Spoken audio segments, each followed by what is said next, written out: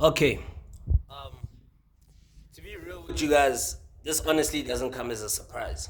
You know, considering the fact that we know that Arabian people they don't really see us as Africans as equals. You know what I'm saying? We saw that after the World Cup when Morocco made it to the semifinals of the 2022 FIFA World Cup, right? Meaning that they were the first African country to achieve that feat of making it to the semifinals of the FIFA World Cup, right?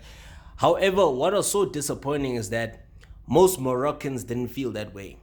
They felt as if it was a win for the Arabian people. You know what I'm saying? Not a win for Africa. Despite the fact that Morocco is actually geographically located in Africa, Moroccans don't actually identify themselves as Africans. You know what I'm saying? And remember, there was a point in time where a couple of years ago, Morocco wanted to be part of the European Union, and then the EU refused. You catch my drift? So, with now the recent, events that actually took place last night in the game between Wydad Casablanca as well as, IR Tanger, Coach Rhulani, remember he's the coach of Wydad Casablanca, and the game finished all square. It was a four-goal thriller. It finished 2-2, and we did see Coach Rhulani was actually racially abused by the opposition.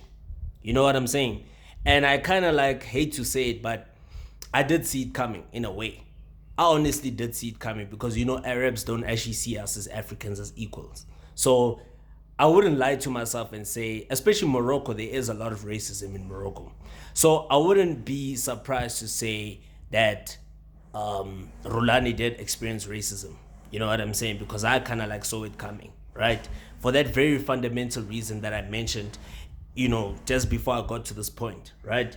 So what happened is, of course, the game ended all square. You know what I'm saying?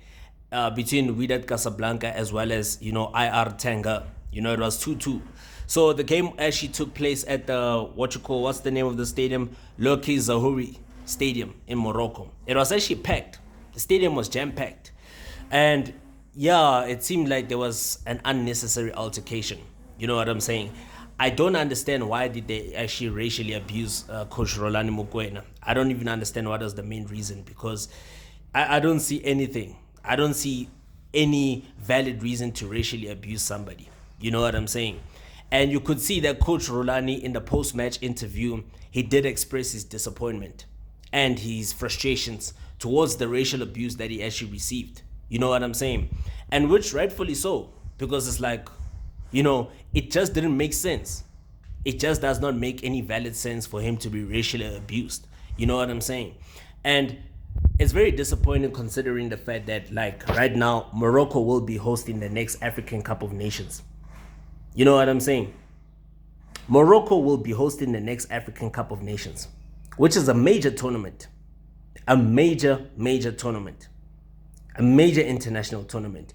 And when you look at with all these recent events that just took place, it's actually it sets a bad image for the country at large. You know what I'm saying? And I'm hoping that the Moroccan Football Federation will actually take action against this particular situation, and also the Confederation of African Football, which is the CAF, the football governing body of Africa, will actually, look into this matter and actually, find a way to resolve this particular matter, because it cannot be that a country which is always embroiled in controversies such as racism is actually going to be hosting an event of this significance, such as the African Cup of Nations. But look, as a South African, and all of us as South Africans, we should, actually support Coach Rhulani, and we should support our boy KCS Mailula. They don't deserve this, and it's actually unacceptable. Just let me know what you guys think in the comments.